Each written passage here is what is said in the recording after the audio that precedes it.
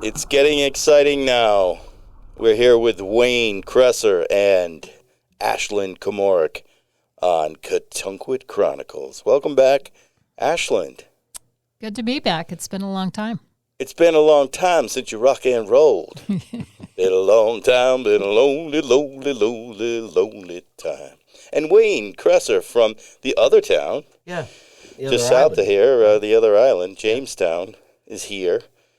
The writer extraordinaire of flash fiction. He'll be joining us for some readings today, so that's exciting. Mm-hmm. And welcome back. Thank you. I've been here since last year. I know.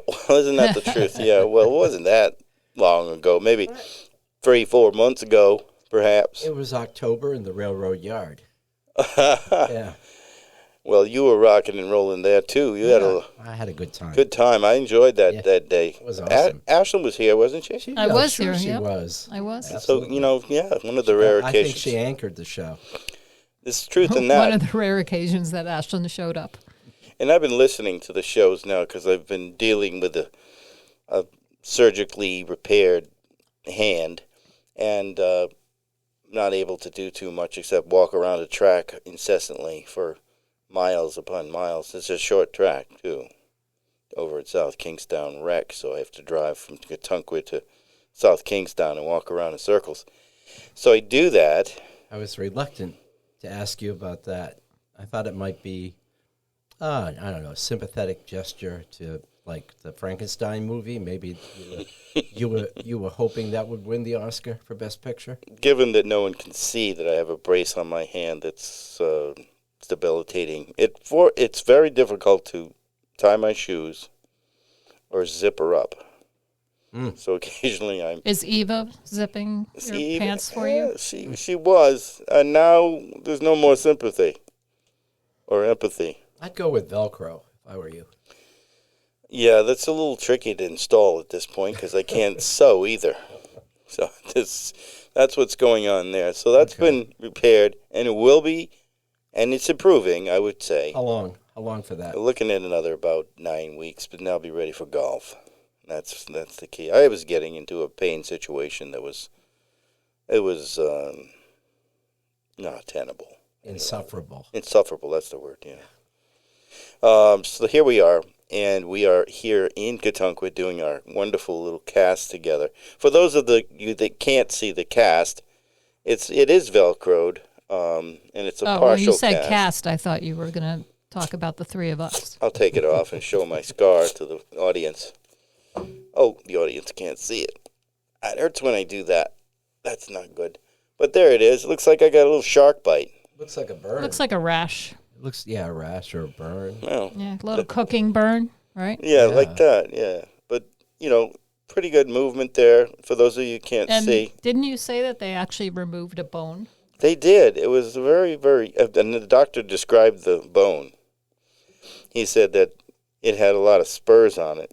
It's a cowboy bone. It was a cowboy bone, This is from a lot of wrangling. And I was wrangling enough so that I couldn't wrangle anymore. And that's what led me to this moment. Well, he wrangled you. And he did. And he said, it's 70%... Oh, so it's 30% me, meaning the surgical part, and 70% is going to be between you and the person that's working on the therapy part, not the mental therapy, but the physical therapy. So that said, I'm just doing exactly as I'm told. Uh-huh. So those of you that can't see all of this out in it doesn't look Oklahoma. that bad. It doesn't. It's also, we should point out, his left hand. Are you left-handed? I'm not. I'm right-handed, so that's significant. It doesn't look that bad. Oh, thanks. I appreciate that. It's only function that I care about because I've tortured my hands in It's life. swollen, right? I mean, It's safe to say that James will not be working as a hand model. No, no. Maybe a fisherman's hand model, perhaps. So I want to know more about your pottery project because Eva has a similar time frame where she's in there working with you, and apparently she's very impressed with a carrot-like thing. Oh, the carrot. Yeah. Is it too soon to talk about, or? Is it what? Is it too soon to talk about it? No. It's Okay. okay to talk about it. I mean, did you want to wait until the next presidential election to talk about it? Well, that's the beauty of it. She said it was a perfect likeness of someone with reddish hair. Or reddish, orangish skin. Orangish skin. The carrot. The carrot. Yeah, so sometimes you go down to work in the ceramic studio and you don't have a plan. Mm-hmm. And I didn't have a plan, and I was just feeling kind of annoyed with the greed of many people, many wealthy people around the country, including our president. Mm. So I just felt inspired to make this carrot, and that comes from the fact that somebody online pointed out that if you take a candy corn and turn it upside down, it looks like the president. I believe that. Yeah. Oh, interesting. Yeah. So anyway, so I made this carrot and gave him the appropriate facial features. And he's also he's holding a whole bunch of gold coins, and it's clear that there's just too many of them, and they're all falling. They're all at the base of his carrot, Yeah. piled up. Like it's just I have to keep all this gold for myself. Which is measured in carats. Yeah. Oftentimes. That's right. Now he's in pretty sad shape. He was multiple times I was going to abandon this project, and the only reason I continued is that there was a class of kids in there, and it was bisque fired, so it had been initially, or maybe it wasn't even bisque fired yet. It was just sitting on my shelf, and they were really intrigued by this carrot, and that's the only reason I continued to work on it. And I've heard a lot of Glaze good it. things about it. She said it's a perfect likeness, and yeah, A and caricature. there's a sort of a Humpty Dumpty element, although we don't want to put him back together again, because his top, it's actually a jar. The top did fall on the floor, and I had to mend a bunch of pieces. So it's very clear that he's cracked Oh, cool. in the head. Not only greedy, but cracked. sometimes Yeah, it's that- a happy that's accident, accurate. right? All that fits the description of somebody else. Yeah, and since It's I trying to break the started spirit this, of the strange world right things now. started happening. Like one of my Instagram posts was taken down. Really? Yeah. Huh. I don't know if there's a connection. What, did you put the carrot up as a reel or something? No. No. I think I'm just getting profiled. The word is out. Yes. Ashlyn Komorik. This is So I've got a question. trouble in the Windy City here. In what context would people eventually be able to see the carrot? That is a good question. I mean, it's not a piece that I would enter into a show, probably. Because it's cracked? Well, I mean, I don't usually put. I have some other political pieces. I don't usually put those in shows because some people are touchy. That's the whole point of But it. I don't know. That's a good question. All right. Maybe it'll be for sale in the summer when we do the studio thing. Where you can go to various studios and. Yeah, that day. That day. That nice day. But otherwise, if you'd like a private showing, I can arrange it. Okay. It hasn't been glaze fired yet, so When you're ready. you never know. It might explode. Or somebody might steal it. What's the ski situation? You skiing? Have you been? I've been doing a lot of cross country skiing Cross country, At yes. the golf course? No. Locally? locally, but not at the golf Oh, course. not at the golf course. I don't ski. No. No. I was, skiing up until about 5 years ago, which we talked about ad nauseum. But cross-country skiing does interest me. When this thing heals Do you have skis? next year, I do not have cross-country skis. But I'd like to do that, because it's an athletic exercise. Do Yeah, you it's nice. Have do you, snowshoes. do you do it straight, or do you ski like you're not ski, but Skate. skate? I'm a traditional. I mean, I do skate as part of traditional now and then when it's needed, but no, I'm not using skate skis. Okay. And is it fun, or You get any hills where you're working? Do you go downhill at all? Yeah, sometimes. Do you fall? Yeah, sometimes. Okay. I mean, we've gone at Beavertail Oh, yeah. on Jamestown. So you go with Stuart? I sometimes go with Stuart and then sometimes go with another friend of mine. Oh, good. Sometimes we go over in North Kingstown. I was over visiting a friend who was doing it, skiing that way, cross-country skiing at Wilson Park. People have put together like a little track around that. Yeah, we skied at Ryan Park. We actually went to go see the Troll at Ryan Park Oh yeah. the morning after the big snowstorm. Oh. Troll. Nobody around, and it's people over in North Kingstown have been complaining about that Troll because the park is overrun with people now. Oh. So it was sort of nice to go on a day when nobody was even on the roads yet.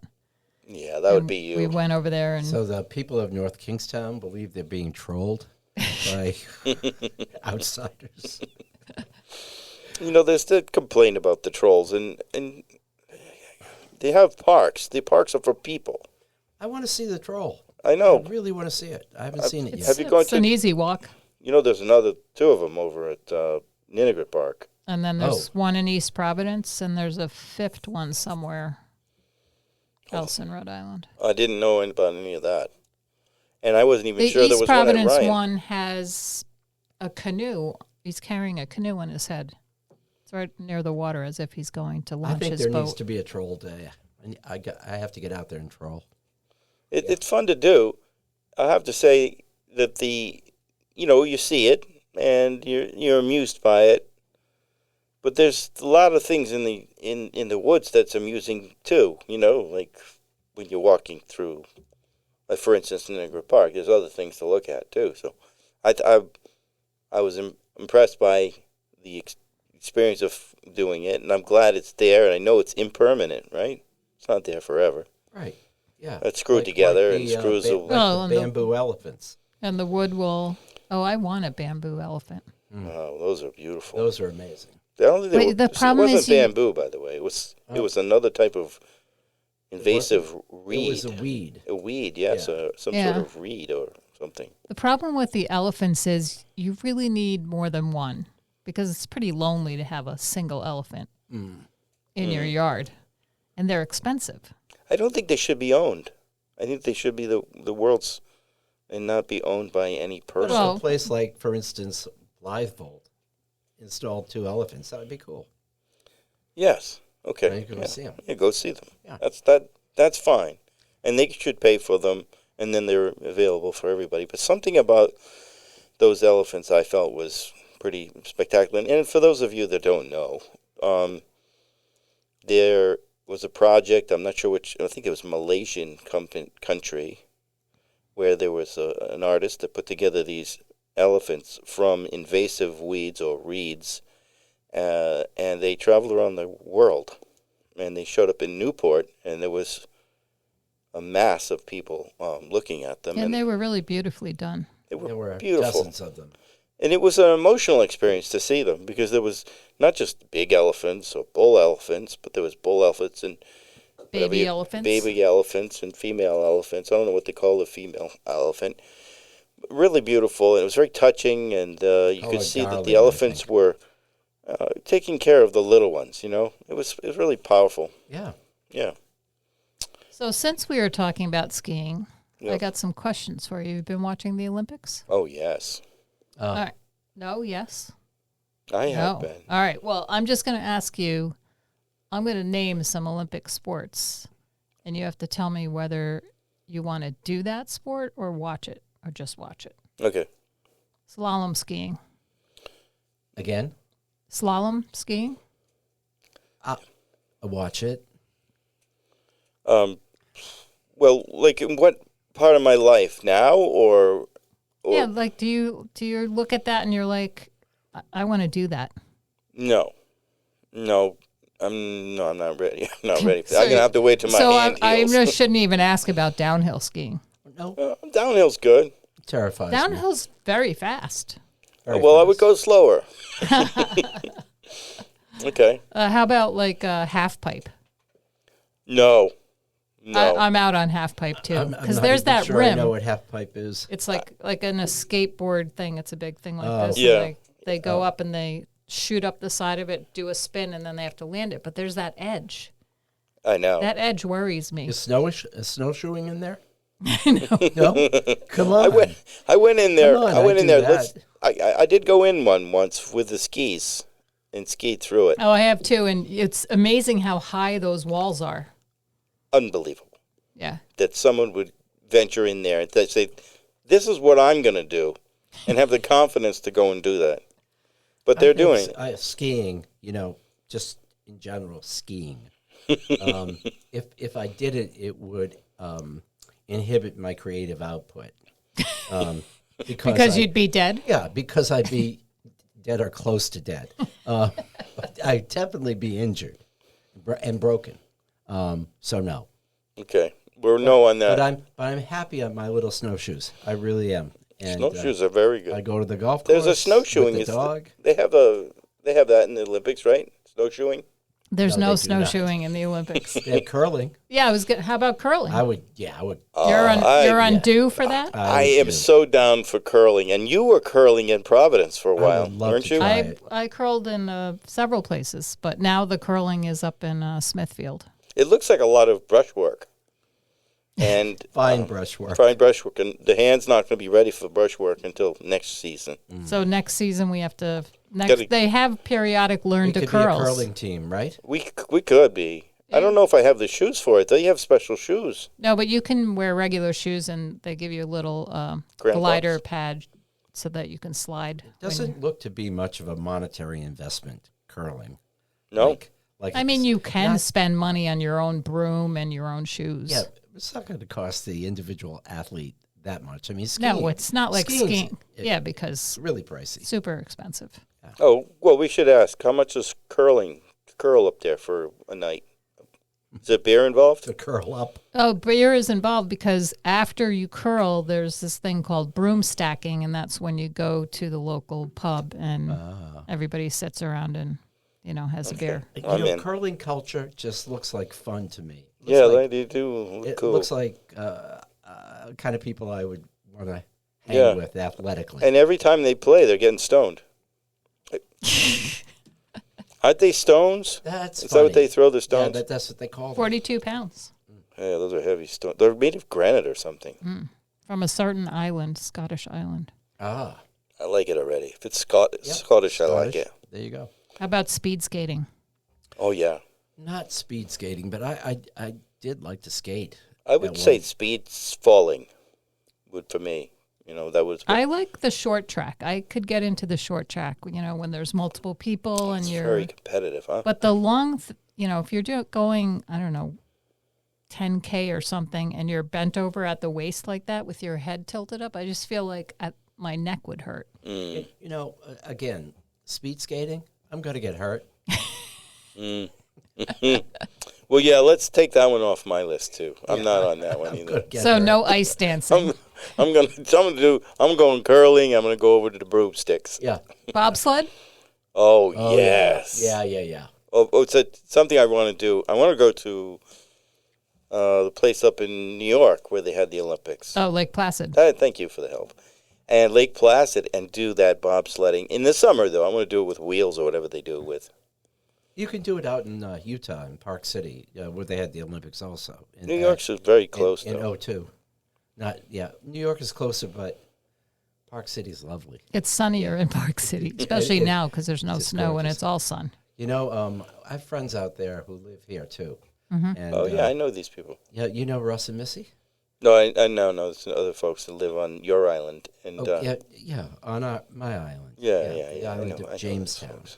Yeah. But these folks are out there in Park City with no snow, and they couldn't be more depressed. The parking.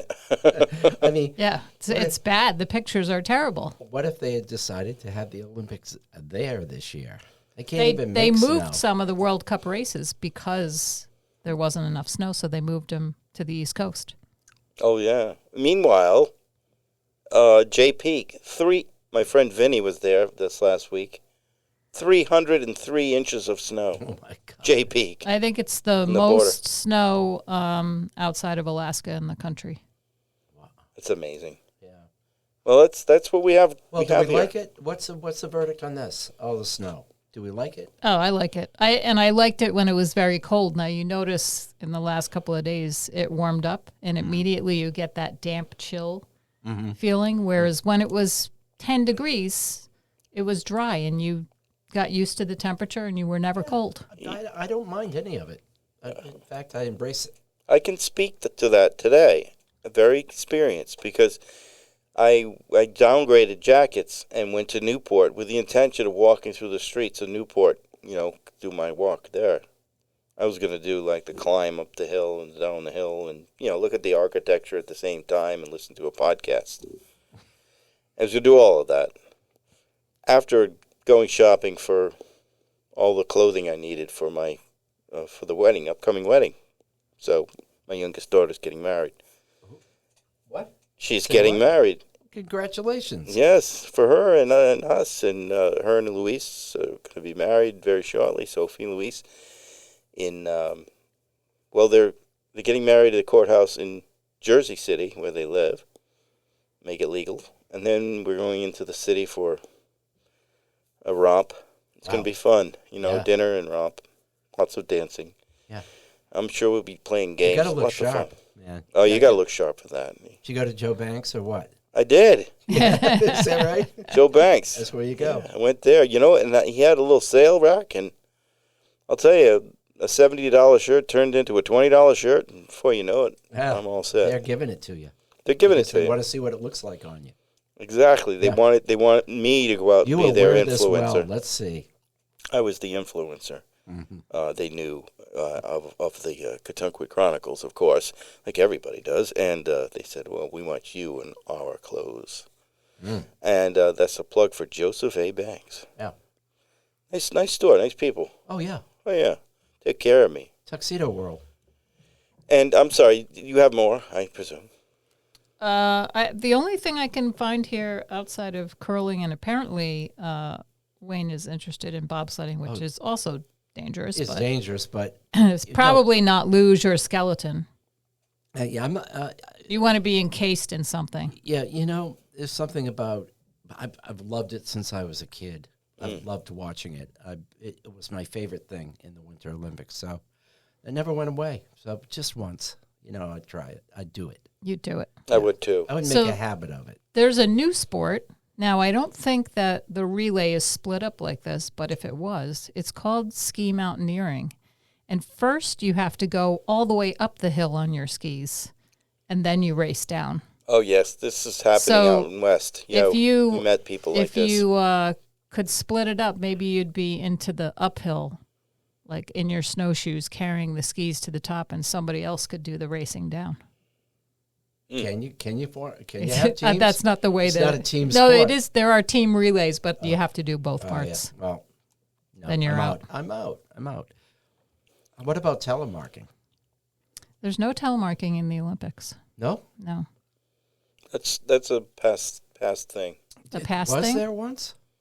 Yeah, there was. I Well, thought there was. I mean, I don't know if you go back far enough. That was the kind of binding people had. But I mean, I'm a telemark skier, but I don't remember ever seeing it in the Olympics. Now, maybe I'm using the term incorrectly because I thought telemarking was combining skiing with shooting. That's biathlon. But what? Biathlon. Oh, that's about. Do they still have that? Yes. Oh, okay. Are you up for that? Oh, I'm up for that. I'm up for most of these. I don't want to do any of the rails, when they jump with their snowboards or their skis onto a metal rail. I mean, you see it if you go to the ski areas. They Yeah. have them too. That's death. Every time I've tried it, I've slammed really hard onto the ground. So that's out. I don't mind jumping. Ski jumping to me looks very... Oh, that's something I wouldn't do now. I wouldn't do it ever. I did it once. I went off of a jump while skiing, and it didn't end well. I ended up in the hospital, but like almost. But isn't it like the You're real making my ski point. jumping off the big jump? It's like you're a bird It's for a so little while. wonderful. I like to watch it. No, I me like too. seeing it. So that's a watch, not a do for you. I mean, how do you use that Let me first qualify time? the bobsledding thing too. Not a one-man bobsled. I'm not doing it solo. I got to be with other people. Somebody who knows what they're doing. Yeah, somebody, two or three other people who know what they're doing. So a person in front of me that is willing to be Take the clutched in a manner that's. All right, so that's enough of that. Okay, that was fun. How is your dog doing? I want to know more about the dog because I see the dog with you quite often. Jimmy. Jimmy. Jimmy. How's that short Tell us for how Jimmy is James? No, he's always been Jimmy. He's been Jimmy since the moment I laid eyes on him. doing. Does he Just bark looks like this? Not at What kind of a dog is he? He's an Australian Shepherd. That was my Jimmy And Stewart. does by he the have way. any nicknames? Jimmy Joe Jones. Anything that would go. What with about it? when he's bad? Nah. Jimmy Joe? Nah. Jimmy Joe. He's Jimmy never Joe, bad. Jimmy, He's- Jimmy, yeah, Jimmy no, Joe. he's often bad. But I don't change it up. He's bad. I don't change the nomenclature. That's what I wanted to You say. don't He was- say. No, it's you more don't like, say to your wife, "Jimmy." "Your dog." No. He's very jumpy. Jimmy becomes Jimmy. Yeah. That's how I change it. He's Aussies are very lively dogs. I They're mean, smart, right? and they're really bright, and every one I've ever met has some level of anxiety. It's part of the breed. We try to correct that. We've been working on it for 5 years. That's how old he is. By the time he's 8, he will have figured out. I think a little Xanax. Just give him a little tiny bit. Let me ask you this. There are doggy tranks. Are you going to be performing at Wednesday Night Live next week on the 18th from 7 to 9 over in your town? Because I'm the Jamestown? MC again. I had 1 month off because of my injury, No, my surgery. I don't think it's my thing, but I will say this: I'll go, Okay. and I'll be a willing audience for everybody. You didn't enjoy it the time you. But the one time I did it, no, I'm not going to say I love it. You didn't love the performances, or you didn't love the experience of the I'm audience just talking listening? about me. I really liked the Music being and there. then Yeah, I liked being there. I liked the whole. You don't like being on stage. I just don't like that kind of. I don't like that kind of stage work. I like to do readings and settings where, You don't want to be on for people 5 minutes. of a literary mind. Yeah, there was a lot of Ganny beer going down. Maybe that affects the No, audience. how many other people are reading short fiction up there? Anybody? Not that I can recall. I've done some of it, right? A little bit. But yours is super short, so it actually fits into the time frame of 7 minutes. My stuff's quite a bit longer. So Did you have to hold up the time to get off the stage card to yourself?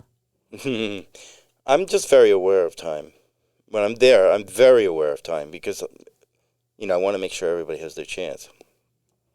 However, I've been looser. Like the last time I did it by myself, I found that it was very, I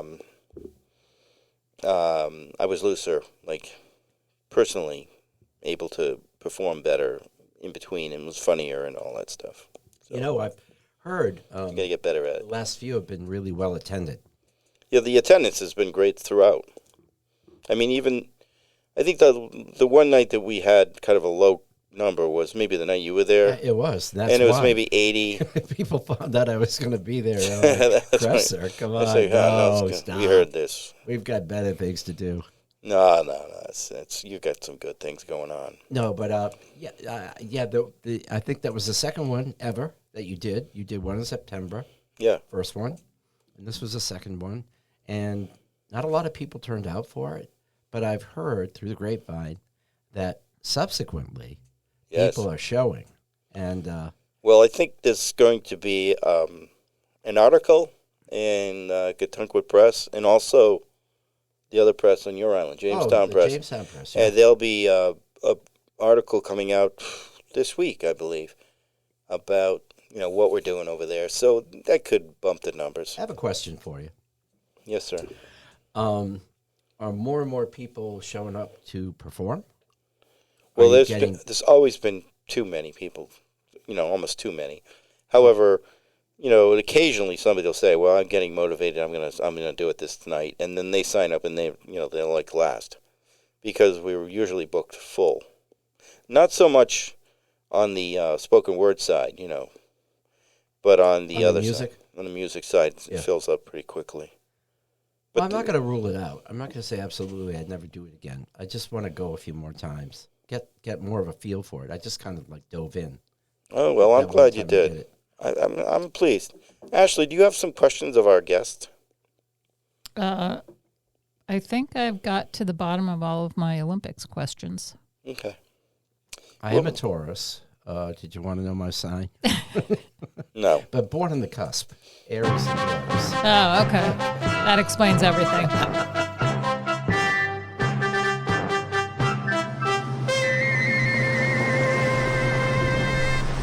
Okay, it's time to play the word association game, and I will start us off. And I will ask both of you to answer with word association. So if I say a word, if I say, for instance, can, you might say whatever comes to your mind. Not. Goods. Okay, so I'll point to whoever's first, and then we'll do it that way, okay? Because I only have one set of words. All right, so first up, tyrannical. Rex. Tyrannical again? Yes. Oh. So your answer is again. Okay. Okay. I'm getting the hang of it now. Toupee. Don't go there. Toupee. Do you have one? Halloween. Okay. Bombastic. I got nothing. Fantastic. Marshall McLuhan. How you doing?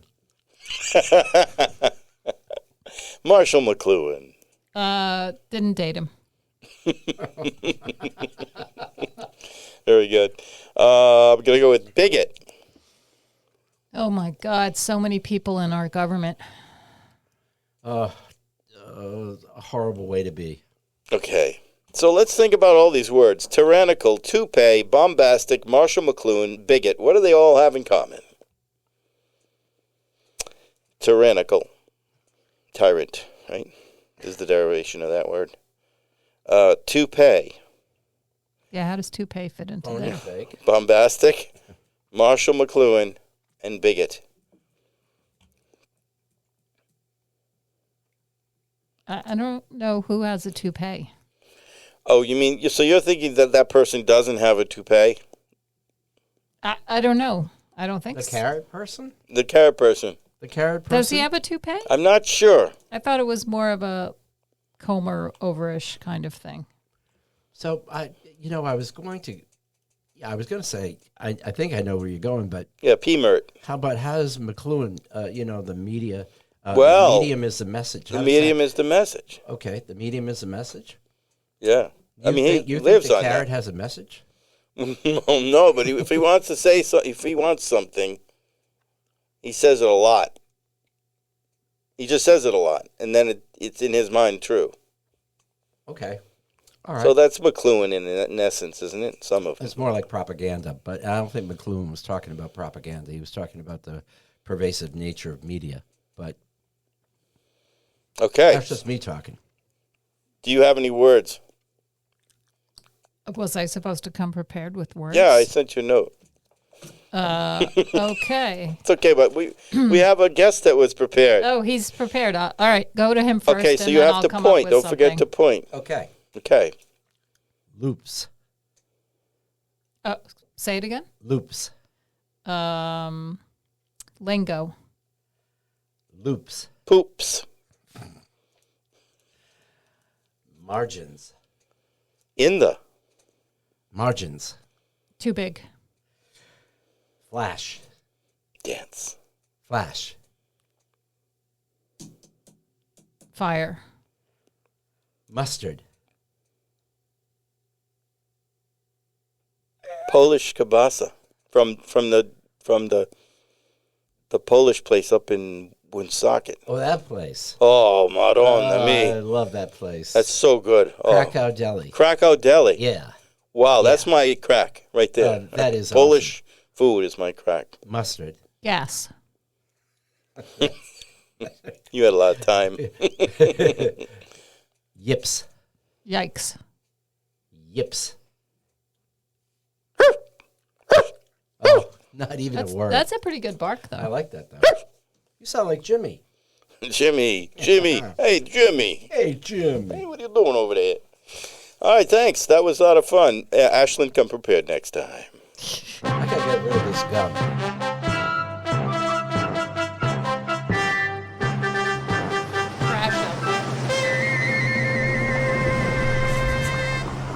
Okay, we've come to that part of the show where we have to pay for all this shit.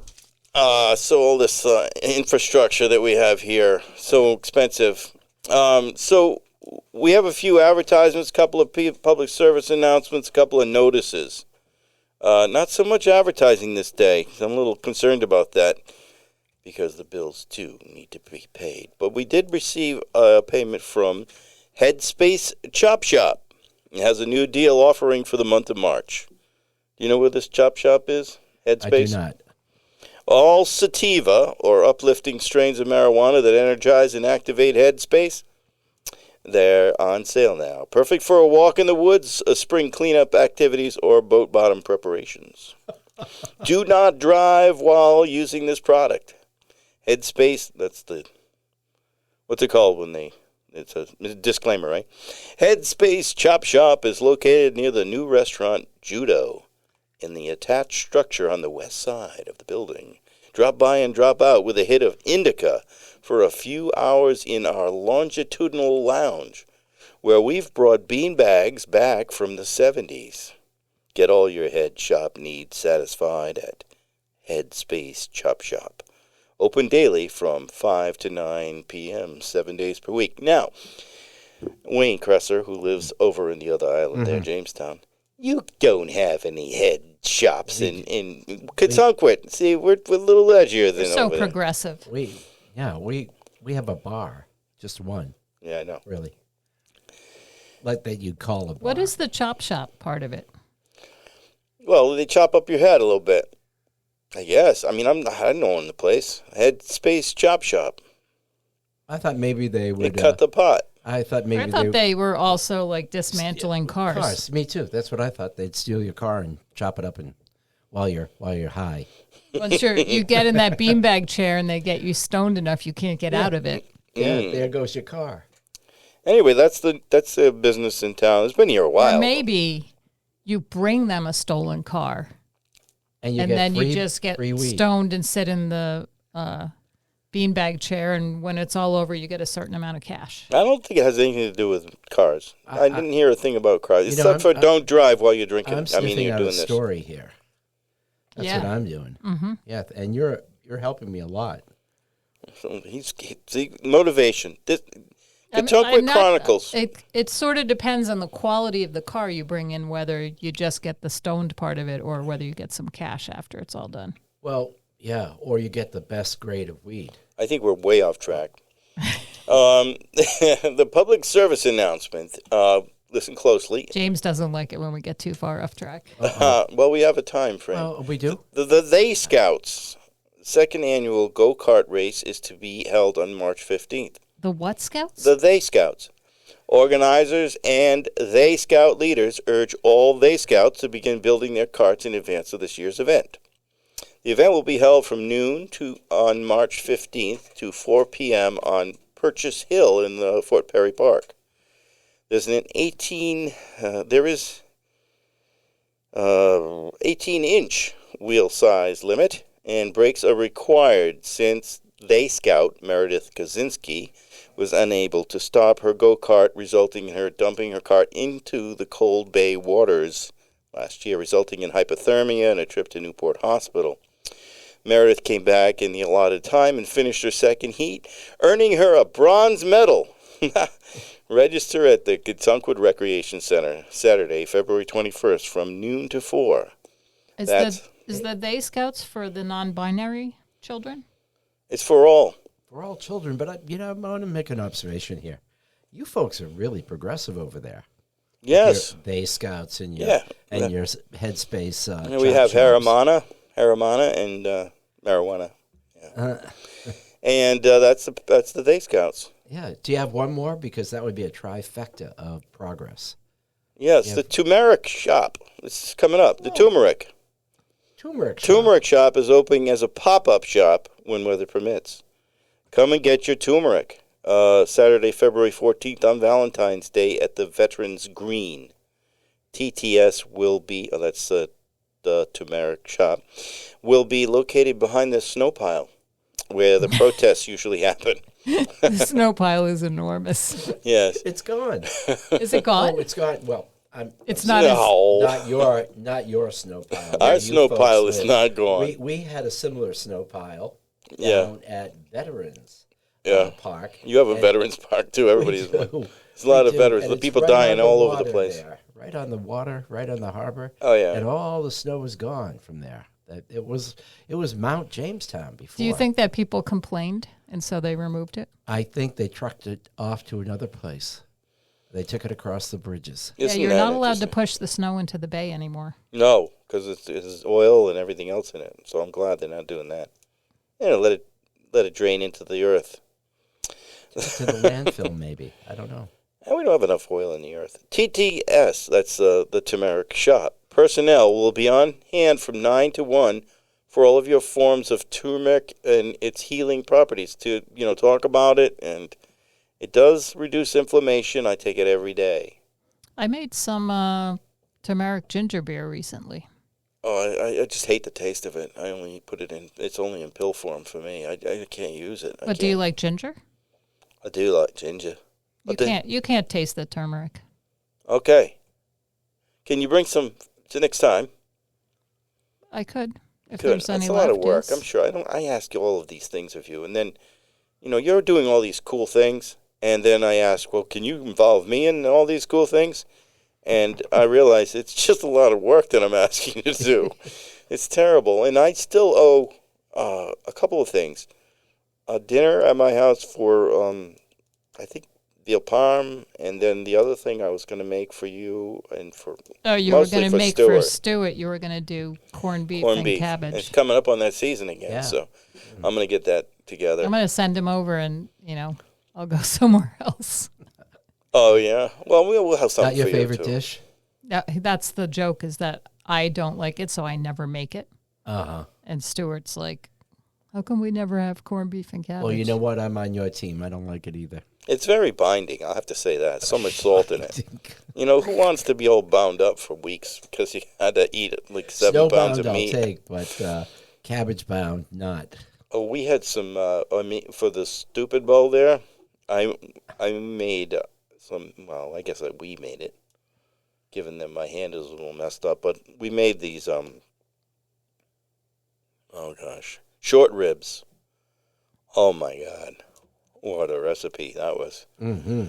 Okay, a notice of achievement. We have the inside scoop that Middle Garage in our town, in Little Old Getunkwood, will be rated the number one automotive service center in North America by Cars R Us magazine in their annual March 2026 monthly magazine.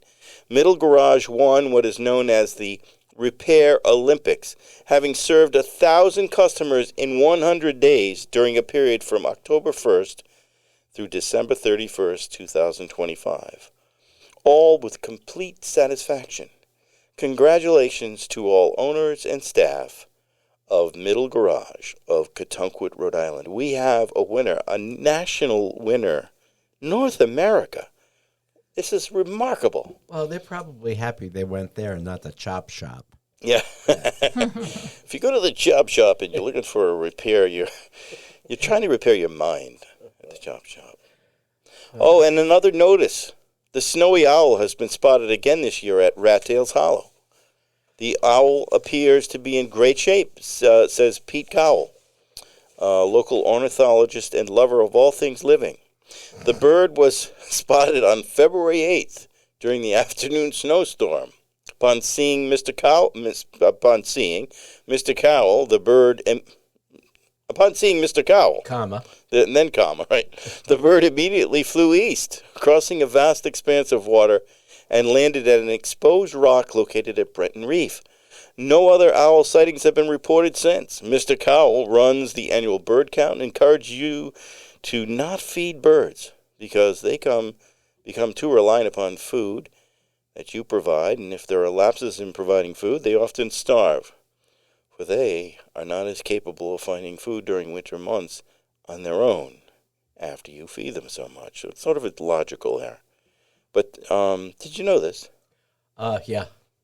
Yeah, I think it's basic knowledge. And at the same time that you're feeding all these birds, and Not feeding all these birds. and not feeding, well, if you are feeding them, you're also feeding all the rodents in the neighborhood too.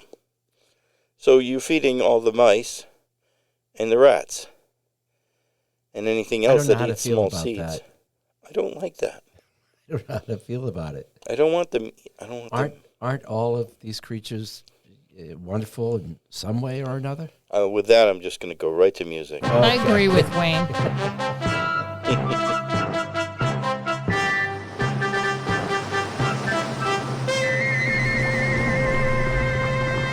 All right, along the lines of the Olympics, we're going to have one, is it bullshit or not, and it's mine. Is it bullshit or not that the cross-country biathlon, which you mentioned earlier, combining shooting and cross-country skiing, was initiated by the Nazi regime during the Winter Olympics from February 6th through 16th, 1936, in Garmisch-Partenkirchen, 1936 Olympic Winter Games?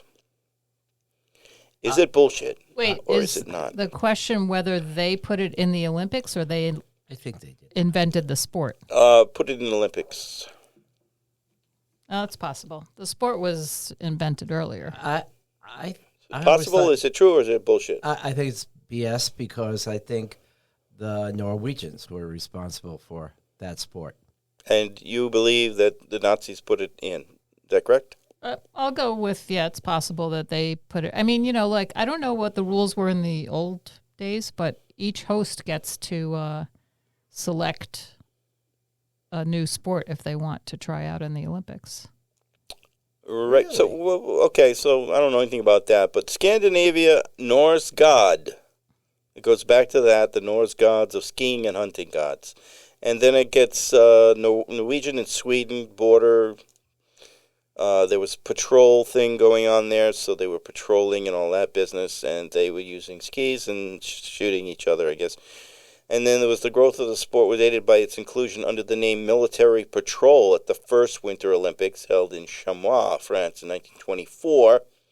And this is where it gets a little dodgy. Chamois or Chamonix? Chamois. Military patrol was included as a demonstration sport at the Winter Games of 1928, 1936, and 1948. Of course, 36 was the Hitler Nazi one. Yeah. So it is not true, because the Union Internationale de Pentathlon, Moderne et Biathlon, founded in 1948, worked for the development of both sports and instituted an annual world championship for the biathlon in 1958. Oh. And it became a part of the Olympics in a men's event in 1960.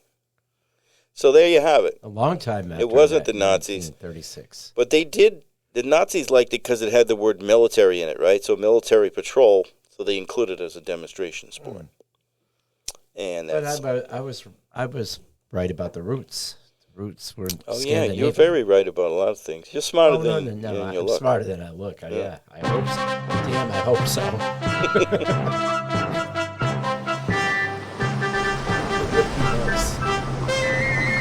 All right, so we're getting to that part of the show where we're actually going to do something that's meaningful. And we have Wayne Kresser here from that other island, Jamestown, and he is going to read two short pieces of short flash fiction, or would you consider these flash? Oh, the first one is, I'll talk about them both, but I would consider neither of them to be flash, unless you expand flash beyond fiction to hybrid forms. And this is this piece that I'm going to read next is the closest thing to a hybrid piece I've ever written. It combines elements of nonfiction with fiction.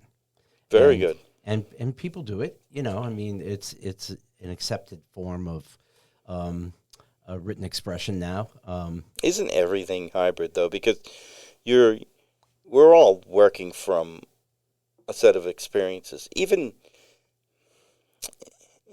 science fiction has elements of truth, or it won't work. Right.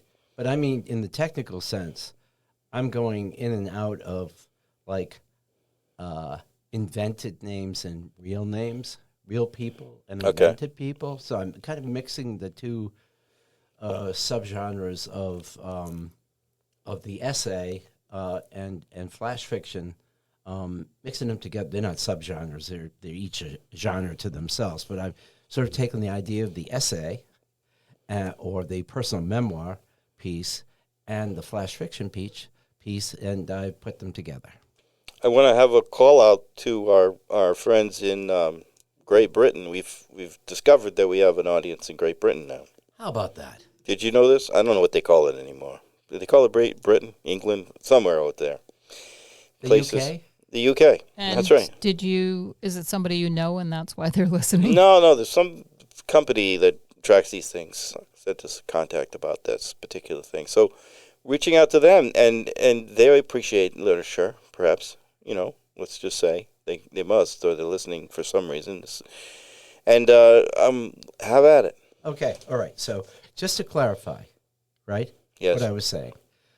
This piece combines memoir and fiction in some kind of hybrid form. Okay. And it's called A Fine Day for a Cressay. I don't mind a new ripple in the classroom, even if it's at my own expense, as long as it's not personal, mean-spirited, or badly articulated. In fact, just between you and me, I brought this one on myself. Quite by accident, the experience exposed a linguistic hiccup, a blip in the otherwise smooth order of hitting the mark and towing the line. And unlike the meaningful cigarette in TV shows and movies nowadays, or the idea that someone banging breathlessly on a computer keyboard while lights strobe and machines whir is the stuff of high drama, this idea was not cooked up in a boardroom over green drinks and power bars. Genesis-wise, it became an instant standard through a slip of the tongue, and once I was made aware of it by my students, I was glad for it. You see, when I lecture, it's easy for me to get ahead of myself, and even interrupt myself. Sometimes, it seems, I make up a word to bridge my thoughts. Actually, it's more accurate to say that I conflate everyday words into jumbles. The casual listener might not catch them, but my students don't miss much, or at least Teddy doesn't. He started it, the Weisenheimer. Later, I guess that he began tracking it during the previous semester because when things came to light, he produced a list. To be honest, I didn't know what to think of young Teddy at first. Although his short stories were urbane-sounding, what with their fast-talking Park Avenue siblings who liked to shock their parents, they had a tendency to become shrill and lose their bearings a few pages in. Teddy, I'd tell him, sooner or later, one of these kids has to get busy living. They can't spend their whole lives arguing about music, video games, and what's dope. From under his striped cap, he'd blink at me a few times and stretch his fingers, which were half covered by fingerless gloves. It was tough to know the effect he was going for there, but there was the possibility that his attire could answer the lingering question of where Waldo has gotten off to. After the creative writing class ended, Teddy re-upped with me for a survey of British literature. So did Haley and Isaac from the same class. And it happened one day that I was announcing their first essay assignment of the semester. I'd run through the usual calisthenics, so many pages, so many quotes drawn from the text, and the usual reminder to provide reflective analysis. Quotes don't speak for themselves, I'd say, among other pearls. When I finished the pitch, I asked for questions. Teddy raised a pointed finger. Shouldn't this assignment be called a cresse, Mr. C? I laughed. That's funny. Cresse, that's good. It's fun-believable, he said. What's that? Fun-believable. Something you said. Something you do, Mr. Cresser. You run words together and make up new ones. I do? I have a few more right here. Then Teddy, whom I never knew to take notes, produced from his omnipresent mini backpack a spiral notebook. He opened it up. Here we go. Dreamatized, constructured, intraceable, spendthrift, mixaphorically. I was stupefied. Really, I said all those? Wait, he said, there's more. And before he could dive in again, Haley interrupted. I don't think I'm ready to write an essay, Mr. C. I think mine's going to be a messay. Laughter. I don't have to say, I don't have much to say, said Robert Smith III. I'll probably write a lessay. More laughter. Well, I hope Teddy knows what he's talking about, I said, getting into the act. I don't want any guessays. Crickets. Then Isaac stood up and said, I'm going to write a monster. It's going to be a real Loch Ness-ay. We just finished reading Beowulf, and at that point, we were all about monsters. Nobody's going to top that one, I thought. He sat down again. There was silence. Then Teddy began clapping. Others joined in. Haley, who sat next to Isaac and seemed to gaze at his profile a lot, reached over and took his hand. She raised it above his head and said, Our hero. Teddy chimed, Whoops, that's a bit of a confesse, I'd say. And then the ripple passed. Oh, that's brilliant. Nice. So much fun. It's really a fun piece. That's something that I would love you to read at an event. So you said this was part fiction and part Yeah. actual happened stuff. But anyway, what was real? The real part was Cresse. Okay, and then you just And got then I just ran riffed with on it. I riffed on it. But Cresse was something that Teddy said. And his name was Teddy. And by the way, Teddy is, I should just throw this in. Teddy was, I had him for 3 or 4 different classes over his stellar career at Dean College. And he invited me to his senior seminar. I was, got a handwritten note from a kid. This is after I retired. So it would have been the spring after Nice. I retired from teaching full-time.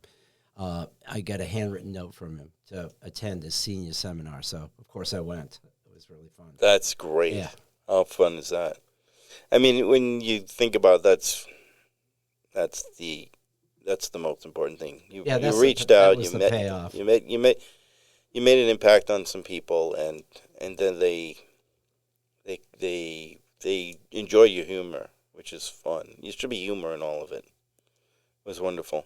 Thanks. Do you have another that you want to let us know? I'll do one from the book. Yeah, the Book of Norman. The Book of Norman, published in August 2024, available on Amazon.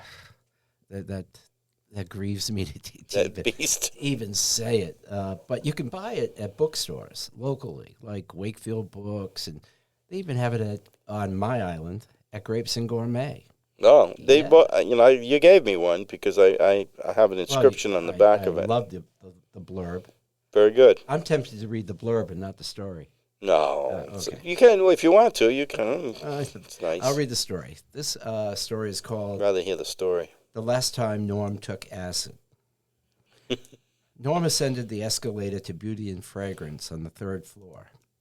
In his last-minute attempt to buy stocking stuffers and rosewater for his girlfriend, he nearly missed her, a girl he'd known in college years before, a girl for whom he'd once searched all over Macy's department store after they'd become separated on a school trip to New York City.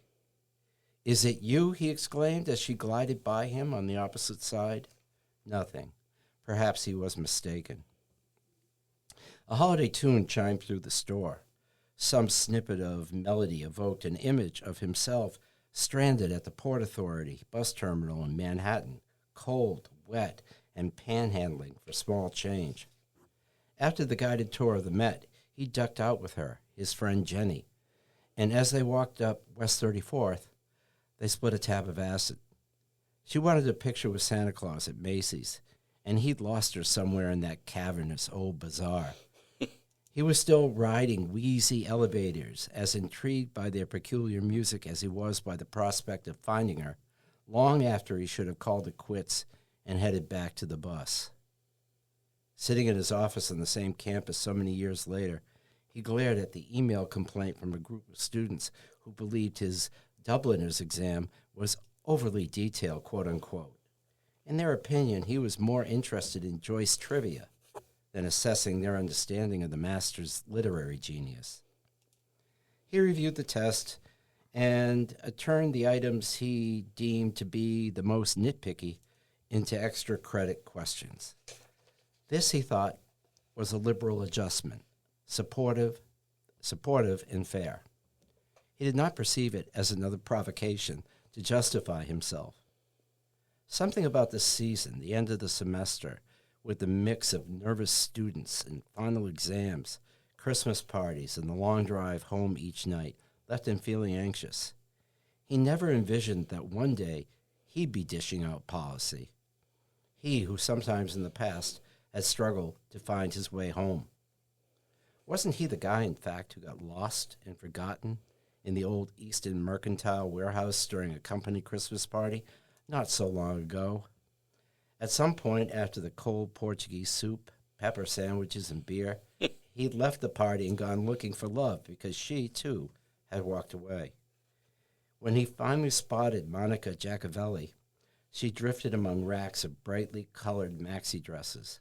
Then she slipped out of her jeans and peasant blouse and into a bright purple number with wavy horizontal bands at the ankles. He might have swooned then, but Margie Hill appeared from behind Monica and grabbed her hand. They gathered her things and ran off back to the party, Monica still wearing the dress. When he woke up, it was 2 a.m. His head throbbed, and he was still in the warehouse, surrounded by colorful skirts. One of them had a note pinned to it. It said, "Peace be with you." Jesus, they were on to me the whole time, he thought. Sitting at his computer now, he reflected on Monica, the purple dress, the message she'd left, and how he'd never asked her out, how inept he was at all of that. Yet here in the theater of the Academy, he set the example, and when someone screwed up, he had to shake his head and say, "Oh no, that won't do at all." He posts 5 questions on the electronic forum for the course. These are the ones you didn't like. Now they're extra credit items worth 2 points apiece. No harm, no foul. So the email from Jonah, his perennially perplexed student, immediately surprises him, then it doesn't. "Hi, Professor. Your email confuses me because I answered these exact same questions on the exam, so I'm wondering why you're asking us to do them again." Norm can't tell whether Jonah is angry or scared. He replies, "Jonah, I am not asking you to do them again. I reviewed the questions, and I have turned 5 into bonus questions worth 2 points apiece. In other words, if you answered them correctly, they will boost your grade. If you answered them incorrectly, they will not affect your grade." He feels slightly relieved the next time he opens his email. "Hi, Professor. I'm sorry for any confusion. I appreciate the extra credit opportunity. Jonah." That's good, he thinks, but he's not sure he's cleared the air. This semester, he's noticed apprehension rising among his students, especially freshmen. He doesn't know all the reasons, and comparisons to himself at their age do no good, for he wasn't afraid to make mistakes. In fact, he knowingly made them and hoped he wouldn't get caught. It wasn't a strategy with a future. He knew that. Occasionally, he ran into trouble. At one point, he actually believed it possible to navigate the world in a decrepit car with no reverse. This was right after he finished graduate school. He had traded a 1978 Opel Kadett, its interior in tatters, for a 1968 AMC Rebel with black and green checkered seats. Straight up, the Rebel, he thought, was a thing of beauty, lacking only a functional transmission to make it complete. Since the car had no reverse, He had to be cautious about parking and even more cautious about attracting undue attention. He planned to repair it once he transferred the registration. In the meantime, he slapped the plates from the Opel onto the Rebel without noticing the expired stickers. By then, he was teaching part-time at a community college, and teaching took precedence. Young minds first and such. He was cruising along merrily, too, until the December morning when a state cop waved him down on Route 10, just outside of Providence. He had gone 5 car lengths past Estady before realizing he was the target of the cop's gestures. He slowed down and pulled over. Glancing back, he noticed the cop motioning him to back up. Unable to reverse, he abandoned the car and started sprinting toward the officer. When they were close enough to converse, the cop yelled, "What the hell do you think you're doing?" "Reverse doesn't work," Norm explained. "I can't back up." The cop loomed over him, a towering figure in gray uniform and a campaign hat, radiating heat. "You're driving with expired plates. There's no current sticker on that thing, and you're telling me with a straight face you don't have reverse? You got a license?" He fumbled his wallet from his back pocket and handed over his driver's license. The cop vanished momentarily, giving Norm a chance to concoct a brazen story about his legally blind mother gifting him the car. He claimed he was driving it back to his home in Providence, where he would address all its needs promptly.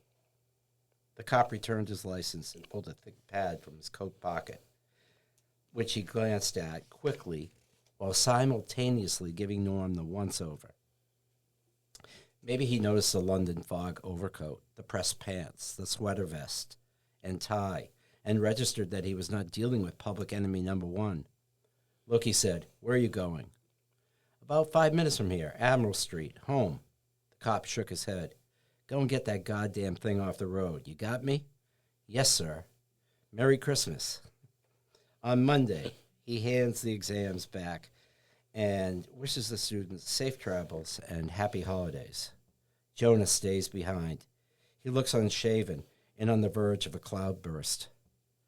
"What can I do for you?" "I did the questions," he says. "The questions?" "These," he says, holding up a typewritten sheet with the 5 extra credit questions from the exam, along with his answers. I am about to say, am I ready? No. What? Oh, hold on. Hold on, kids. Yeah.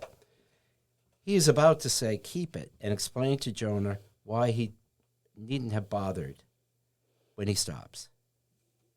He sees the options here and instantly realizes that sometimes people don't create the roles they play in life. Not entirely, anyway. Moments like these, when he has a choice to make, might create him as well. He can remain steadfast or recognize that he might have complicated the situation for this young man, who probably would have accepted any grade he received. He recalls the last time he dropped acid, and the blonde woman at Port Authority who handed him a $10 bill and said, "Safe home, college boy."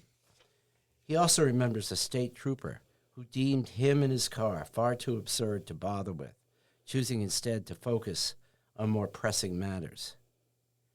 He doesn't perceive this as a battle of wills. Instead, he suspects college is Jonah's whale. And unlike his biblical counterpart, this Jonah might be striving so earnestly to succeed that he occasionally overlooks the finer points. Taking the paper from the boy's hand, he nods. "Yes," he says, "I forgot. Let me have a look at this and see what I can do." Nice. So, what was true in that story? None of it. Mostly none of it. I did have a car I did have an AMC Rebel that didn't have reverse. Yeah. I did get stopped by a cop. That was that car company that disbanded after like 10 years, right? Maybe less. AMC? Yeah. Yeah, I think so. Yeah. I love a lot of what you've written there, and this sense that this understanding that I oftentimes don't perceive direction well, like the particularly the steps or whatever, you know. I mean, you would have been Jonah? Yeah, I'm Jonah. Yeah. And then I would have done something that I wasn't supposed to do, or, you know, in a lot of occasions like that. The college setting, too, where, you know, your nerves up, or you're trying to get to the next class, you want to get everything right, or you really respect the professor and you want to do such good work. Yeah, so nice piece. Well, I can tell you a little bit about how that story happened. I went to Carlow University for an MFA in creative writing with a fiction concentration, and they wanted to publish an anthology on the 10th anniversary of the founding of that program there. And they asked for submissions from alumni. And the theme was mercy, right? You had to write to the theme of mercy. Oh, okay. Right? Yeah. And it was juried and all that stuff. And they took that story. Oh, sure. But it was maybe 600 words longer than that. But I had to get it down to 1,500 words. So, that's not easy. No. I was kind of merciless when I was cutting. But that's how that came about. Topic of mercy, of course. So very, it's always wonderful to hear you read your own work. That's a great book, and I recommend it highly. The Book of Norman, not Mormon, the Book of Norman. So I have a story too. Excuse me. And as is the case, I'm oftentimes, have an ear to the temperature of the room, wherever I am. And a lot of stories seem to come from coffee shop related stories, and there's another one. But these are people Pete Selfridge, and lives out on the North End, pretty near you. Then Holmes, Douglaston, he's like he goes closer to Fort Perry. And then Tellis who lives out on his own in that farm spot. He's got a big property out there. So I don't know if you know Damon. He's much younger than you. He's all Catonquit folks. Oh, these are Catonquit folks. So you don't know anybody here, but these are fellows that are, I'm just listening to and sort of documenting. So this is documenting their day. Or part of their day.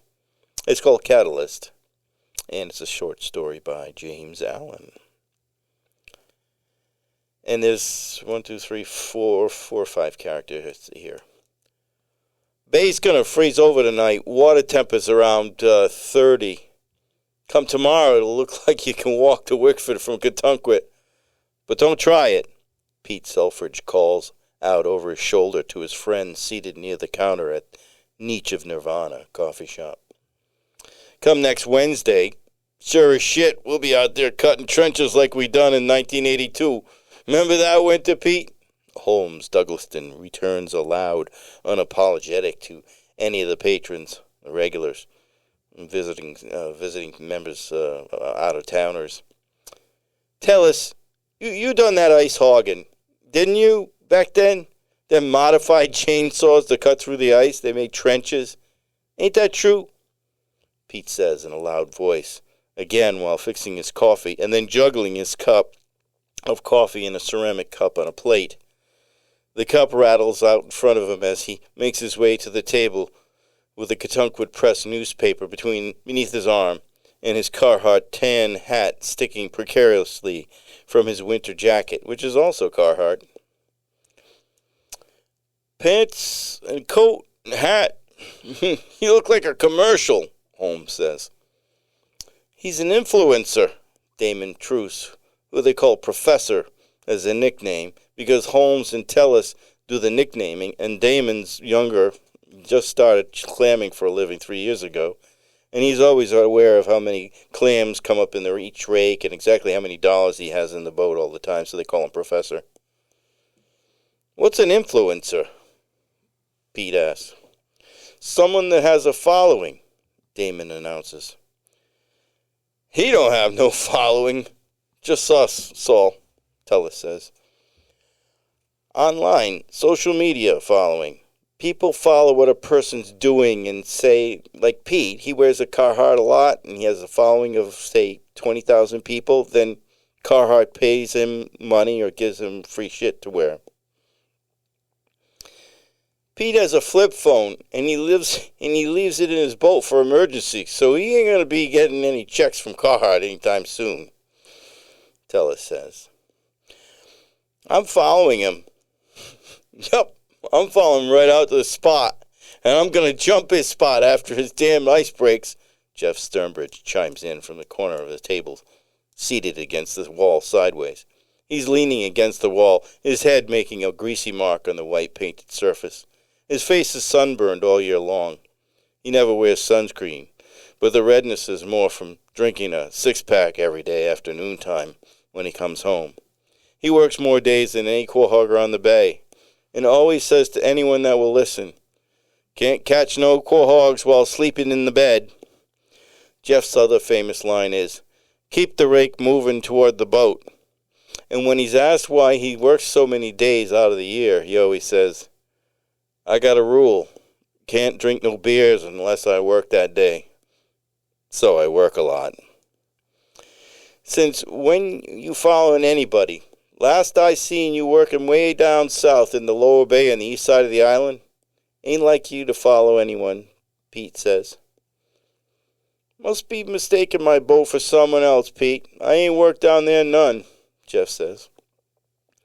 Okay, Jeff. Sure. Whatever you say. Must have been a ghost boat looking like you out near Gould Island in that deep water, Pete follows up.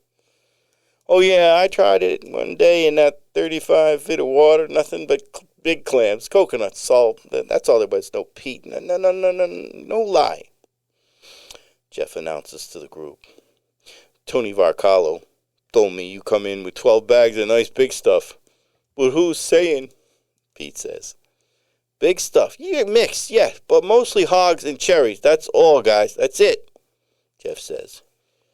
You going back there, Mr. Sternbridge? Damon asks politely. None of your damn business, Professor, Jeff responds as Damon takes a sip of hot coffee and spits back up in the cup and rubs his lip. He looks as if he's going to cry, not from the pain associated with the burning in his lip. Too hot. Ah!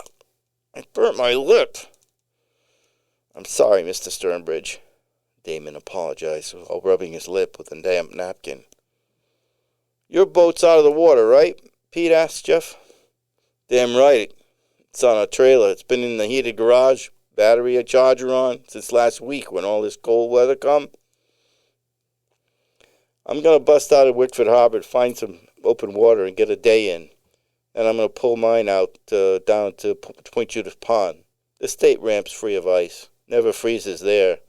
And because it's the state, DM has to plow and salt the ramp, Pete says. That's not a bad idea. Mind if we go together? Damon asks. You get a radio on that boat of yours? Pete asks. Yes. Radar, too, Damon responds. Well, lottie fucking da. Professor here has a fucking radar. I don't even have a fucking depth sounder, and this young kid has a fucking radio and radar. Pete says. Why are you busting the kid's balls, Pete? It'll be safer if the two of you break ice. And besides, you're 63 years old, been quahogging since you started high school, and you don't have a radio and a depth sounder? Christ's sakes, Pete. I thought I was bad, Jeff announces to the audience of patrons eating breakfast at the coffee shop. The owner of Niche of Nirvana, the coffee shop, approaches the table and says, You fellas, please, no swearing. There are young kids and there are parents here getting their coffee before school. Please, Nicola pleads. I didn't say nothing, Nick. Nothing, Pete says. You most certainly did, Jeff says. I may have not heard myself saying it. I'll shut up and leave, Pete says, while standing and spilling his coffee cup on the saucer as he lifts the cup and saucer, then separates the cup from the saucer and drinks from the saucer as the black coffee spills on his bib overalls. Nick shakes his head. You don't have to leave. Just be more aware, please. Pete sits back down, spilling more of the coffee as he does. Tellus smiles while mimicking Nick's voice. Just be more aware, please. And then he laughs as Nick smirks at him. Tellus' huge chest bulges out like he has a barrel for a chest, and his fingers are all the size of any normal hard-working person's thumbs. He opens a soiled cloth and removes an even more soiled sour cream plastic container and pulls a dirty spoon from his pocket. Nick smirks and walks away. You can't eat that here, Holmes Douglaston says. Hell, I can't. I bought this over-roasted coffee that he calls bold brew. I can eat my homemade yogurt Greta made for me, Tellus responds. How'd she make that, Mr. Tellus? I want to try that, Damon asks. It's 2 ingredients and 3 steps. Probably too many steps for Pete, but you, Professor, no problem. It's milk, boiled in existing culture yogurt, 2 tablespoons, let it set in the oven, turned off, just a place to let it set for 6 hours, and it's ready. Tellus explains while eating from the dirty container and never wiping his beard of the spilled yogurt until he finishes, and then he collects his ample beard with his enormous right hand and sweeps the remaining down and into the full length of his beard. He then dips into Pete's coffee cup with a napkin and wipes his beard further. Hey, come on, Tellus, what the fuck are you doing? You're disgusting, Pete says. I don't know how Greta, that beautiful woman, puts up with you, Holmes says while smiling. Hey, Holmes, keep your comments about Tellus's wife to yourself, Pete advises. That's not the only thing he keeps to himself, Tellus gestures as if Holmes was jerking off, while pointing at Holmes, who's sitting back in his chair and then adjusts himself to sit up straight while Tellus slurs him. You jerking off thinking about my wife, Holmes? Tellus asks while placing the empty sour cream container back into the soiled towel, folding it like he's folding a precious object. Holmes stands up, towering over the others who are seated in a threatening manner. He's breathing with his mouth closed and through his nose like a bull before it charges. His head moves from side to side and his eyes become narrow and he focused on Tellus, who's seated across from him at the table. I can hear him clacking his bottom teeth against the back sides of his slightly forward protruding front teeth. He looks like a tick that's ready to bust when touched with a hot match. The nearby table filled with over 65-year-old women tennis club, all in unison, stop talking and seem to sway away from Holmes and the fisherman's table.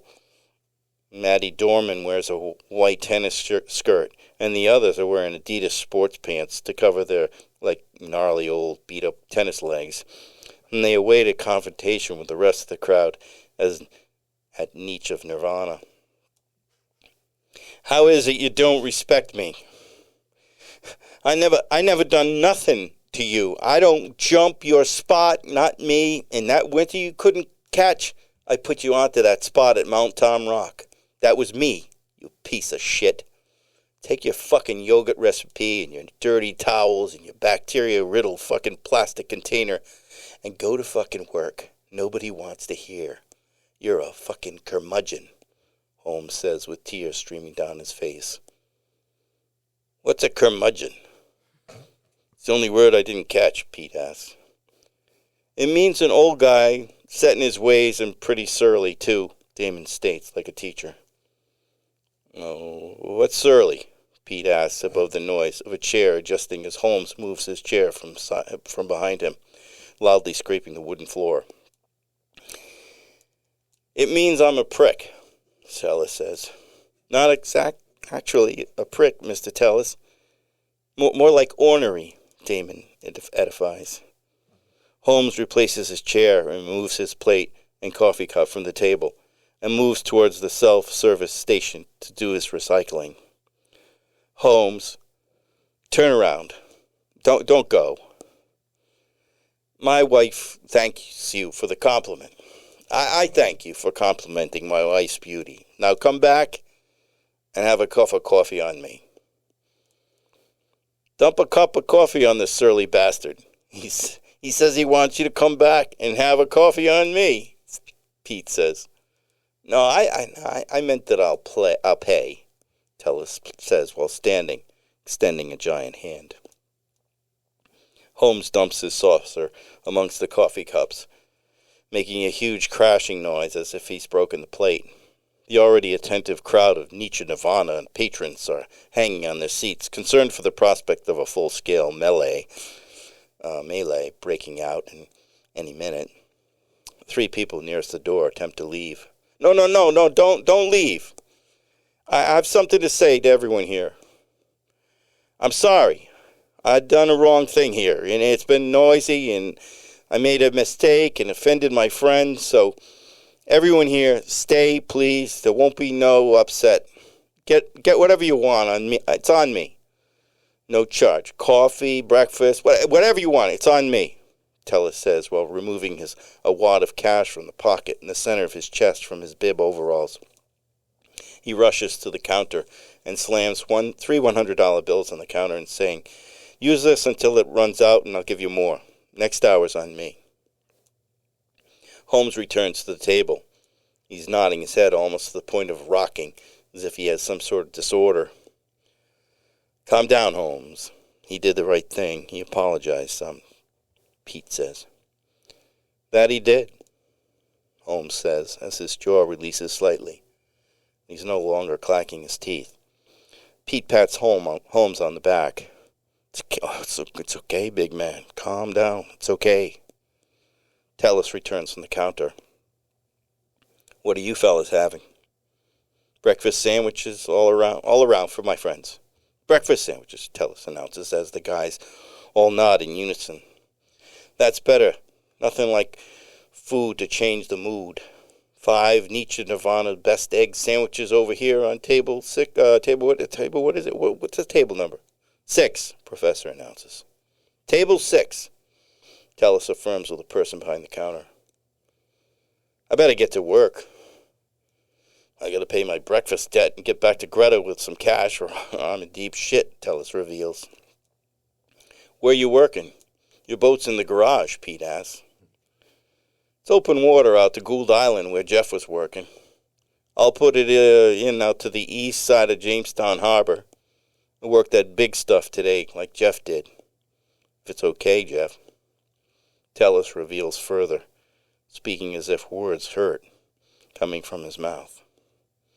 Don't matter none, I guess. Seen you bought me a $7 egg sandwich. That should make up for the thousands of dollars you're going to make over to Gould Island. Now, don't it? It adds up perfectly, Jeff says. Only if it's cool with you. I can go out east, the east side of the Kentucky. It don't matter to me, Tellus says. Me and the professor will be over after we bust out. Maybe Tellus, you can give us a ride to pick up our trucks and trailers so we can get out before this free solid, Pete says. That's the right thing to do, Tellus says while receiving an extra egg sandwich from the deli owner, Nick. That was a nice thing you did, Tellus. Nick of Nietzsche of Nirvana owner says while handing over the sandwich. It's one and done for Tellus, Holmes says, then pauses. Next time, it's on me, Holmes says to the group. Tellus picks up his coffee cup, reaches in with 2 fingers and sprays Holmes with coffee. Next time's on you, Tellus laughs, and they all laugh, especially Nick. I think I'll have a Danish to go, Pete says. Me too, Damon says, laughing so hard he's crying, and before you know it, they're all laughing so hard that Holmes can't help himself, and he knocks into the table, spilling all the coffees. What the fuck, Holmes? I mean, what happened, Holmes? Sorry, everybody. Pete says to the table of women at the next table, enjoying a second cup of coffee on Tellus. You fellas are okay, Matty Dorman says in a kind of sassy way. You fellas bring a little life to this town, being so big and full of life. Especially you. Maddie continues, while pointing at Holmes, and then she smiles and goes into a huddle with her giggling aged tennis group. Pete whispers to Holmes, "She's divorced, and she's got money. That's your date, Holmesy." Holmes becomes noticeably nervous and inches closer to the men at the table, encouraging them to come in close for a conference. Tellus just stays where he always sits, but the other lean in closer to hear Holmes. What are we in the Boy Scouts? Tellus. Telling Scout secrets or something? Tellus announces as he eventually inches in to hear Holmes. Should I talk to her? What would I say? Holmes asks. Have you ever played tennis? Damon asks. When I was a kid, like 30 years ago, Holmes states. That's a good opening line. I mean, you ain't too beat up for a guy that's been cogging for 40 years, Pete says. She has nice legs, and she's nice and trim, Tellus says while looking over to Damon's shoulder at Maddie's legs. You could probably still hit a tennis ball. I mean, how hard could it be? I think you should do it. While you guys were almost fighting, I saw her looking at you, Holmes. She likes you, Damon says. Is this 8th grade? I gotta catch some quahogs. Ask her out, Holmes. You can play at the new indoor center at the other end of the island. That's where they just come from, no doubt. It's Katunkwit Recreation Department. It ain't private. Probably $100 an hour, though. But what do you care? You got the first nickel you ever earned under your belt. No doubt. Never married, no kids. You got plenty of money. No, let's go. Let's just go to work, Holmes announces. Well, we gotta go to work, but you should ask. You'll regret it for the rest of your life, Holmes, Damon says. The men all stand and make their way to the door. Maddie and the other women lean over and are talking closely as if in secret. Pete's fishing boots make a trudging sound as he lumps across the wooden floor. It's 15 degrees out when they leave the restaurant and enter the brisk morning air. It's going to be a good one. I can always tell, Pete says. You say that every day, Tellus reminds Pete. I left my hat at the table, Holmes says as he walks back into the niche of Nirvana. Can be seen through the front plate glass windows speaking with Maddie as he retrieves his hat and returns to the sidewalk, smiling. What did she say? Tellus asks. She said yes. Yes. She said yes. Saturday. I'm going over there now to the indoor tennis place, and I'm gonna book it early, Holmes says. It's Monday, Holmes. You got some time, but book a couple of lessons, too, while you're at it. So you don't get your ass handed to you. I seen Maddie hit a ball last summer down the school tennis courts. She's got game, Tellus says. No, I got to do things when I'm thinking of them. So I'm gonna go now, Holmes says. Something tells me you won't be thinking much about anything else but tennis all week, and Maddie Dorman too, Pete says. That's for damn sure, Holmes agrees. Let's go and do what we do. Fill some bags, Tellus proclaims. Sounds good to me, Pete says. Me too, Damon agrees. Yeah, me too, Holmes agrees with the group. He's wearing a huge ear-to-ear smile on his face as the men rattle off down Katunkwit, Maine in their noisy diesel trucks. My favorite part of that was the likely gnarly old beat-up tennis legs. Oh, that was pretty good. That was a good image. And you know what? Whenever I read things lately and they talk about old people, and then I think my perception of an old person is, somebody in their 80s or older. And then it's revealed that the person that they're referring to as old is 50. Mm. So how old are these people? Oh, they're in their late 50s and early 60s. Except for Damon. Damon is younger, much younger. Yeah. So likely I could have gnarly old beat-up tennis legs. I've seen your legs. They're not gnarly and beat up. But you said likely. I mean, There could be. I'm apparently of the age You're where of I the could age where have. they could have them. But they're covered, except for Maddie's, who are quite nice. So I should keep my legs covered. Well, keep it the suspense. That's what we have to do. Keep us thinking. This is a really intense conversation about whether or not Ashland has gnarly old beat up tennis balls. Ashland should keep her legs covered. Yeah, I would suggest that I think depends that on the should be up to season. Ashland. I would, ask Stuart what you think. I mean, you consult with him on all these matters, I'm sure. The story, okay? Really liked it. Really liked it a lot. Hard to keep track of the players on first hearing Yes. because you've got the crew of fishermen. They're all shell fishermen, right? Yeah. Yeah. You've got them, and they range in age from young Damon to Tellis. Dallas is probably the oldest, yes. Yeah, and then you got Jeff and Pete, Yep. and you got the guy with the very convoluted name. Douglaston, Yeah, Douglas. Holmes, Douglaston. Yeah, the lifelong bachelor. Yes. Yeah, who gets a date by the end of the Yeah. story, which I really love. That's the arc of the story, Holmes right? Douglason, that's a name like he was the black sheep of some rich family who decided to be a quahogger. Yeah, I mean Douglaston. I thought he was going to come on really, articulate and No, he wasn't. almost like Shakespearean. So he was from a wealthy waspy family, but he was dropped on his head. Well, there's 40 years of clamming can do that to you. So they're all they're cohoggers. That's cool. That's because you know what, Jay? There just aren't enough stories about cohoggers. Yeah, we're reaching a critical mass now because I write about them quite a bit. Well, I'm glad you do. That's your niche.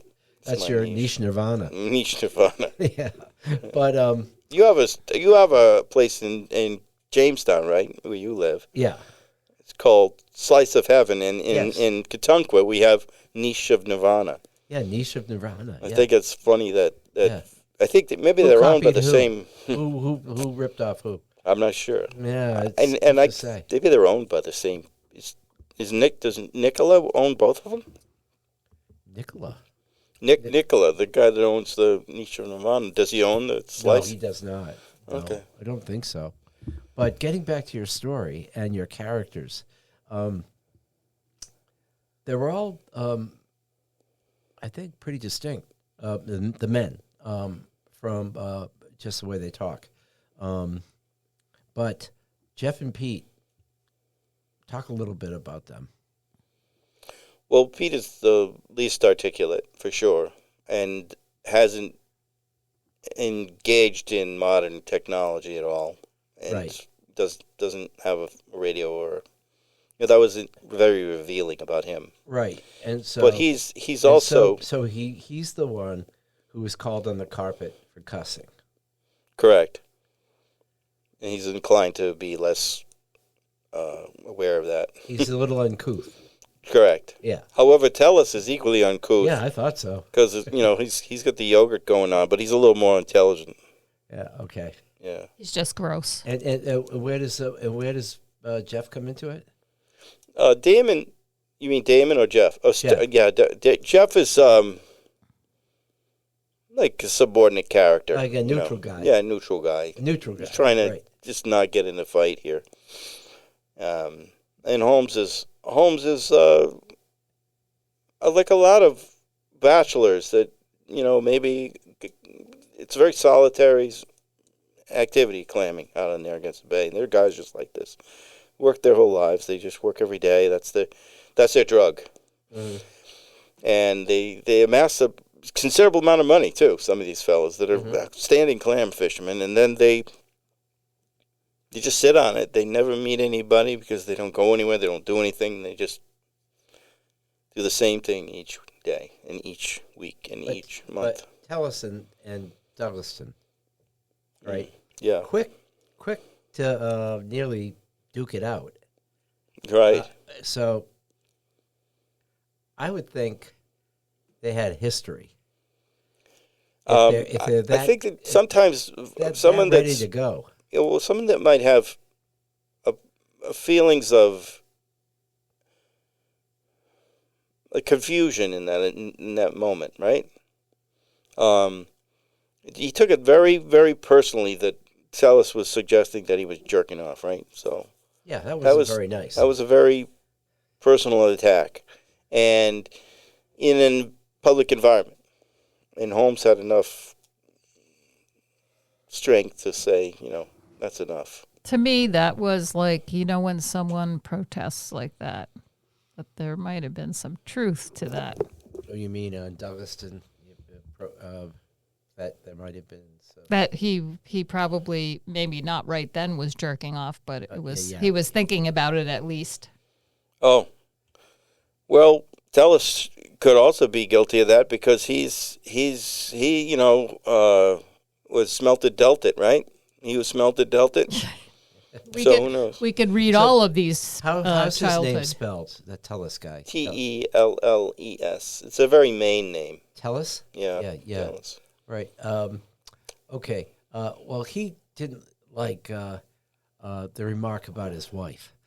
He didn't want anybody talking about his wife. Right. And you could kind of, I could see that. Yeah, I could see that too. And it's not the appropriate place to be talking about another man's wife, even though he was just too much of a compliment. He was complimenting her to too great a degree for Tellus's liking. And Tellus is not the most, he's not discerning person, right? He doesn't see that there's just a really largely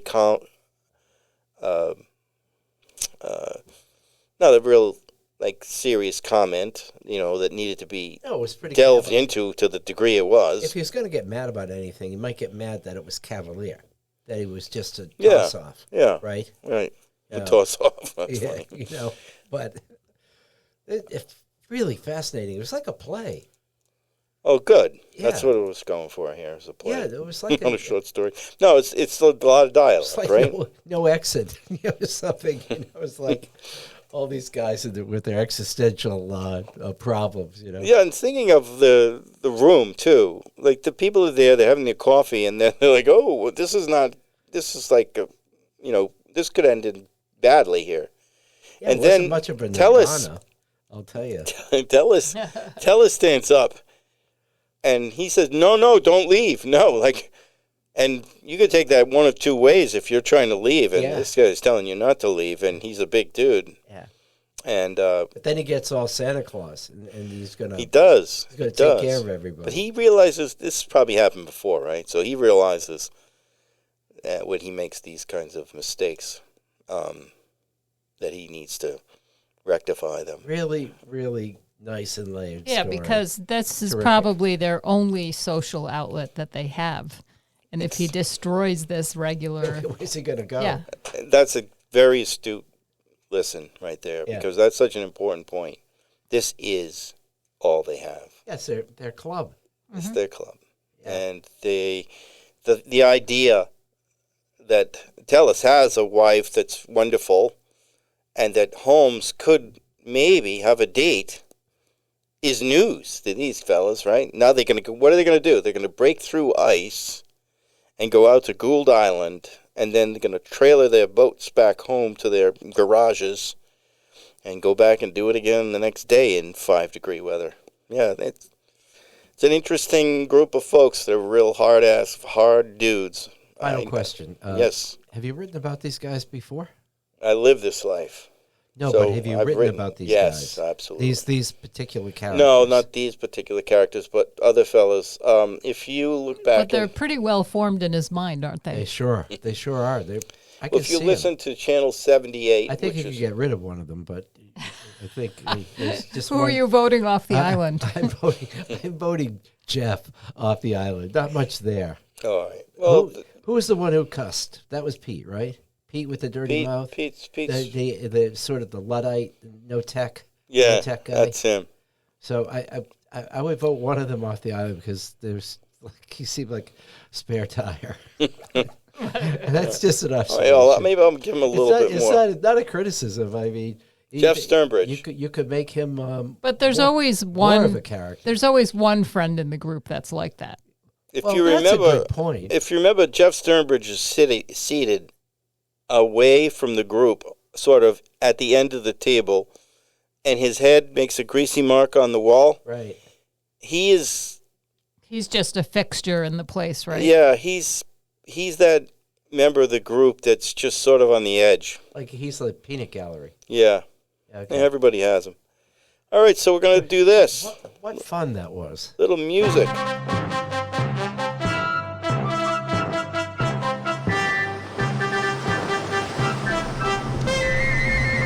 And bubbles. Oh, wait a minute, Wayne. There's a piece of toilet paper stuck to the bottom of your shoe. You're trailing the white. Is You're that trailing a joke? white. You're trailing white. Is that a setup for a joke? All right. See ya. Take care, all of you. All right. That Bye-bye. was so much fun. Your health. Don't fall on the ice. Oh, you're talking about the... was that a reference to the last time I was here? No. See ya. When I stepped in dog crap and didn't realize it until a week